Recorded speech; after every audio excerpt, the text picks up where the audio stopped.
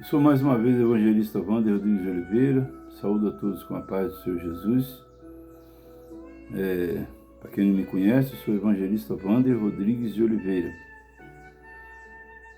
E gostaria de fazer menção da palavra do Senhor no Evangelho de João, capítulo 4, versículo 20 a seguir. Diz assim a palavra do Senhor: Nossos pais adoraram neste monte, e vós dizeis que é em Jerusalém o lugar onde se deve adorar. Disse-lhe Jesus: Mulher, crê-me que a hora vem, em que nem neste monte, nem em Jerusalém adorareis o Pai. Vós adorais o que não sabeis, nós adoramos o que sabemos, porque a salvação vem dos judeus. Mas a hora vem, e agora é, em que os verdadeiros adoradores adorarão o Pai em espírito e em verdade, porque o Pai procura tais que assim o adorem. Deus é espírito, e importa que os que o adorem em espírito e em verdade. Amém? Glória a Deus. Tem várias partes muito importantes aqui deste texto que acabei de ler. Uma das partes mais importantes é quando Jesus Cristo disse que a salvação vem dos judeus. Então eu quero aqui fazer uma menção honrosa ao povo de Israel. O povo de Israel é um povo precursor da salvação. Apesar deles não terem reconhecido Jesus como Messias, é um povo que precisa de ser preservado, porque a nação de Israel é o berço do cristianismo, é o berço da salvação, porque as escrituras são provenientes de lá, as escrituras sagradas. Para várias religiões da terra. Mas para que nós possamos entender o que significa isso, precisamos de entender o que significa a palavra religião. A palavra religião vem do grego religares, quer dizer, a ligação que foi quebrada por Adão lá no Éden com Deus quando ele pecou. As religiões hoje cristãs têm um propósito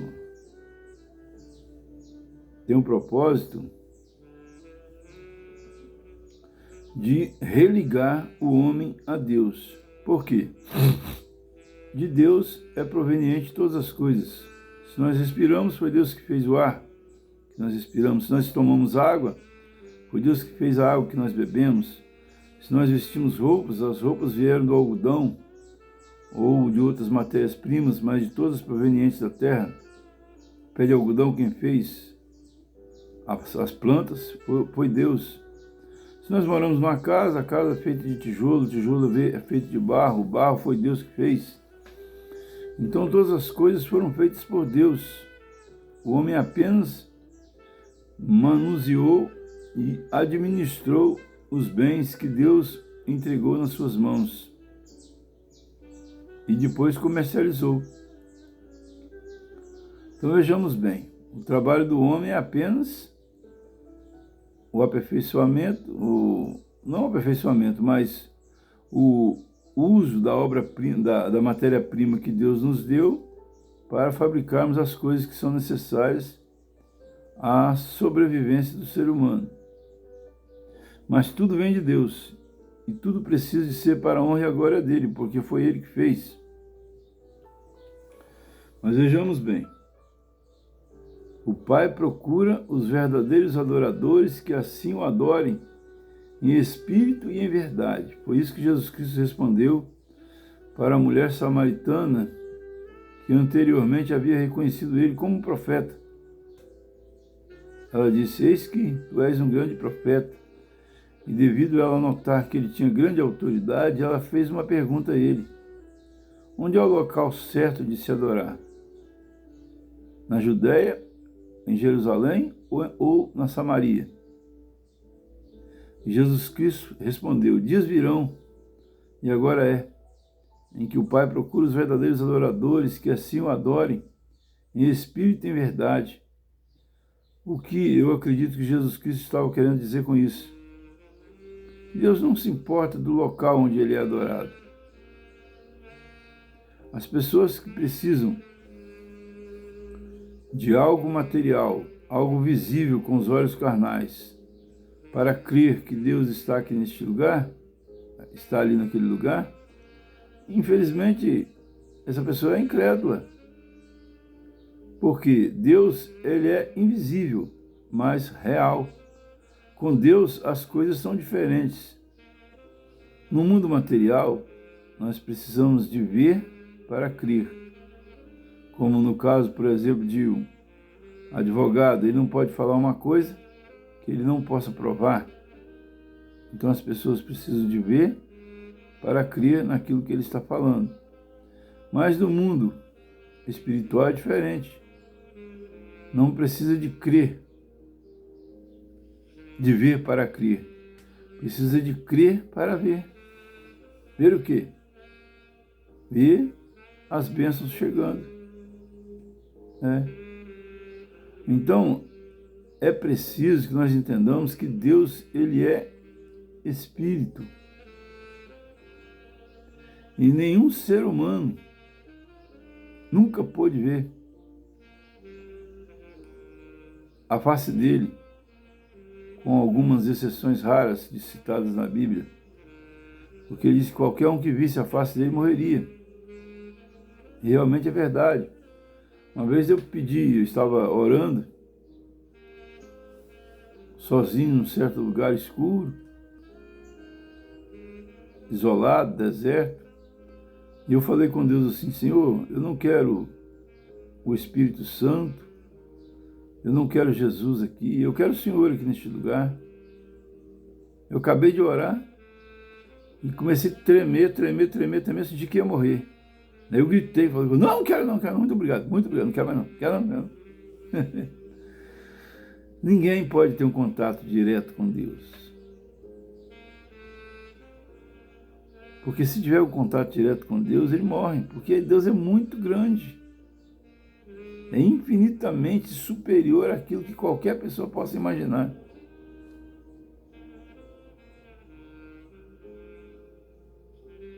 Aquele que o homem mais rico da terra possa imaginar, aquele que o maior cientista da terra possa imaginar de todos os tempos, ele é muito maior. Então, por isso, Deus estabeleceu uma ponte entre o homem e Deus, um caminho. Este caminho é o Senhor Jesus Cristo. E é preciso de crer para ver. Ver o quê? Ver Deus? Não. Para ver as coisas acontecendo no mundo real.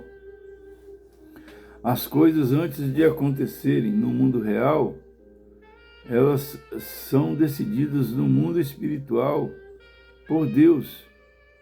Nada acontece no mundo material e no mundo real e visível sem antes ser autorizado por Deus, tanto as coisas más quanto também as coisas boas. Tem muitas pessoas que têm até mesmo a coragem de dizer que Deus é mau, porque Deus fez algumas coisas que têm aparência de mal, mas é porque nós precisamos de entender o texto dentro do contexto. E o pretexto, o pós-texto. E precisamos de saber também a antítese do texto, para que nós possamos fazer uma análise exegética, uma análise aprofundada daquilo que Deus quer falar. Por exemplo, Deus disse a Saul: vai e mata todos os amalequitas. Não deixe ninguém. Mata as crianças, mata os velhos, mata os animais, mata o rei, mata tudo. Não deixa sobrar nada. Muitas vezes as pessoas pensam que Deus é mau por ter feito isso. Mas não, queridos, é porque muitas pessoas não conhecem o contexto histórico da época. Este povo que Deus ordenou que o rei Saul matasse todos eles era um povo terrivelmente mau, maligno. Tão maligno a ponto de criar uma estátua, segundo informações que eu tive. Se eu estiver equivocado, por favor me corrijam, tem os comentários no vídeo, pode comentar. Se você puder provar que eu estou errado, ok, quero aprender. Mas segundo as informações que eu tenho, o povo amalequita naquela época, que Deus mandou que fossem mortos, eles tinham a coragem, eles tinham um Deus, uma estátua. Eles tinham uma estátua feita de barro. E essa estátua era uma estátua grande com 2 braços estendidos, assim, ó. Não sei se dá para ver aqui. 2 braços, 2 mãos estendidas assim. Era uma estátua muito grande, talvez aí de uns 10 metros de altura, 5 metros de altura. E essa estátua tinha 2 braços estendidos. Eles acreditavam que se colocassem fogo debaixo daquelas mãos daquela estátua e sacrificassem crianças vivas no fogo, por cima das mãos daquela estátua, aquele Deus deles traria benefício para aquela sociedade. Então, as pessoas que chegam ao ponto de acreditar uma loucura dessa, chega ao ponto de acreditar que se pode sacrificar crianças para se obter benefícios de Deus, estão muito equivocados. Nós podemos ver que Deus pediu que Abraão sacrificasse o seu filho, mas na hora que Abraão foi sacrificar, Deus mandou que ele parasse e concedeu a ele um cordeiro. É óbvio que Deus não se agrada da morte de crianças, inclusive de crianças recém-geradas. Não vou entrar em detalhes. Então vejamos bem, meus queridos e minhas queridas, mas o assunto central desta mensagem é: o Pai procura os verdadeiros adoradores que assim o adorem em espírito e em verdade. Para concomitar com esta frase, ou para linkar com esta frase, existe uma frase escrita em Hebreus capítulo 11, versículo 1, que está escrito assim: a fé, o apóstolo Paulo falando na carta dele aos Hebreus, a fé é o firme fundamento das coisas que não se vê e a certeza das coisas que se esperam. Mais adiante diz assim, que sem fé é impossível agradar a Deus. Então nós precisamos de entender o texto e precisamos de entender a antítese do texto. Se sem fé é impossível agradar a Deus, então, obviamente, com fé se agrada a Deus. E quando nós agradamos a Deus, Ele nos dá aquilo que nós precisamos. Aliás, Ele já nos deu, mas Ele pode nos dar mais. Já falei isso, vou repetir. Certa vez eu estava orando e Jesus falou comigo assim: o Espírito Santo falou comigo assim: o meu pai trabalha até hoje e eu trabalho também. E eu perguntei a Deus, perguntei ao Espírito Santo: qual é o trabalho de Deus? Qual é a ocupação, a atividade de Deus neste momento?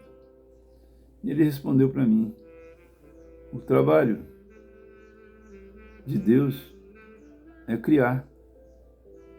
Eu fiquei surpreso, meu Deus. Se a humanidade já tem mais de... Tem cientistas que tem mais de 20 mil, diz que tem mais de 20 milhões de anos, não sei. Não sei se é verdade ou se é mentira, porque não pode ser comprovado. Pelo menos eu não posso comprovar. Mas, então vejamos bem. Deus está criando há 20 milhões de anos. Meu Deus, quantas coisas então já foram criadas. É por isso que a gente olha para o céu e vê tanta coisa que a gente não sabe nem, não consegue nem contar. Como Abraão não conseguiu contar as estrelas do céu. Então Deus é tão grande, mas tão grande, mas tão grande, mas tão grande, mas tão grande, mas tão grande. Eu ficar 2 horas falando essa palavra tão grande não vai poder representar o tamanho que Deus é. E o poder de Deus é tão maravilhoso, ele pode qualquer coisa, todas as coisas ele pode fazer. Ele só tem uma coisa que ele não pode fazer: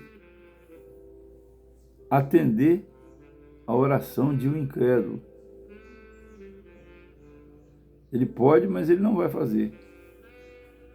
E o que é um incrédulo? Nós precisamos entender o que é incredulidade. Crer é ter fé. Não crer é incredulidade. Quem crê naquilo que vê é incrédulo. Porque é preciso de crer sem ver. Mas como fazer isso? O único jeito é você pedir e acreditar que vai receber. E você agrada a Deus e Deus te dá o que você quer. Desde que o que você está pedindo esteja em conformidade com a palavra de Deus. É por isso que precisamos de ter conhecimento da palavra integralmente, de Gênesis a Apocalipse. E não é ler como se lê um livro qualquer, é ler meditando, entendendo aquilo que está sendo falado. Como eu já disse, vou repetir, é preciso de ver o pré-texto, o pós-texto, o texto dentro do contexto histórico, inclusive, da época em que foi escrito. E ainda é preciso de ver a antítese também do texto. Então, é necessário que nós tenhamos responsabilidade ao pregar a palavra de Deus. Precisamos de pregar a palavra de Deus com integralidade. Tem muitas pessoas que pensam até mesmo que a palavra de Deus é contraditória. Não, a palavra de Deus não é contraditória. A palavra de Deus, ela traça limites. Aliás, como todo escrito. Por exemplo, nós devemos, Jesus Cristo falou assim: ama o teu próximo como a ti mesmo. Então ele disse para nós amarmos nosso próximo como a nós mesmos, não mais nem menos. Então tem pessoas que nós devemos amar. Tem pessoas que nós devemos nos aproximar delas somente para pregar a palavra de Deus para elas. E tem pessoas que, infelizmente, nós precisamos de nos afastar delas. Por quê? Porque elas não recebem com alegria a palavra de Deus. E a Bíblia diz que nós não podemos lançar pérolas Uma palavra pesada, mas tem que falar porque está escrito na Bíblia. Aos porcos. Queridos e queridas, na Bíblia está escrito assim: tempo de abraçar, tempo de afastar de abraçar, tempo de guerra e tempo de paz. Está escrito lá em Eclesiastes. Tempo de plantar e tempo de colher. Essa palavra é tão importante, tempo de plantar e tempo de colher. Tem muitas pessoas que trabalham, morrem, vão embora e fica tudo aí. Não curte nada daquilo que ele trabalhou para conquistar. Não se aproveita dos bens, honestamente, que ele conquistou. Então é preciso de ter na vida um tempo de trabalhar e um tempo de colher. Tempo de plantar e um tempo de colher. Então nós precisamos de Deus, pedir a Deus o discernimento, para que nós possamos entender qual é a vontade de Deus em relação a todas essas coisas. E só é possível a gente ter discernimento de uma forma: é crendo que Deus existe e que Ele é galardoador daqueles que se aproximam dEle. Por quê? Quando nós cremos que Deus existe, nós colocamos o nosso joelho no chão e pedimos a Ele, sem ver Ele. E Ele nos dá. Mas se nós precisamos de ver algo material, se é que vocês me entendem, porque eu não quero entrar em mais detalhes para que eu não seja deletado meu vídeo pelas normas do YouTube. Então vejamos bem, aquilo que nós precisamos de ver para crer não é fé. Fé é exatamente crer sem ver. Nós vamos fazer uma coisa, vai dar certo ou não vai dar certo? Precisamos de orar a Deus e crer que Deus vai fazer, para que assim possa dar o resultado desejado. E assim que o Senhor Jesus Cristo nos abençoe e nos guarde, faça resplandecer sobre nós sua luz, nos dê saúde, nos dê paz, nos dê alegria, nos dê salvação. Eu quero também fazer uma oração. Peço a você que faça oração junto comigo. Você que ainda não aceitou Jesus, você precisa de crer para ver. Porque a Bíblia diz que onde 2 ou 3 estiverem reunidos em meu nome, eu estarei no meio deles. Então vai estar eu e você que vai ver este vídeo, ou mais pessoas. Então vocês, ou você que vai ouvir este vídeo, diga comigo assim. Eu vou falando, você vai repetindo a oração. Senhor Jesus, eu te aceito como o único e suficiente Salvador da minha alma. E te peço que o Senhor venha escrever o meu nome no livro da vida para que eu nunca venha entrar em condenação. E te peço que o Senhor perdoe os meus pecados de agora e para trás. E a partir de agora o Senhor põe os teus anjos acampados ao meu redor para que eu não peque mais, para que eu tenha força para não pecar mais.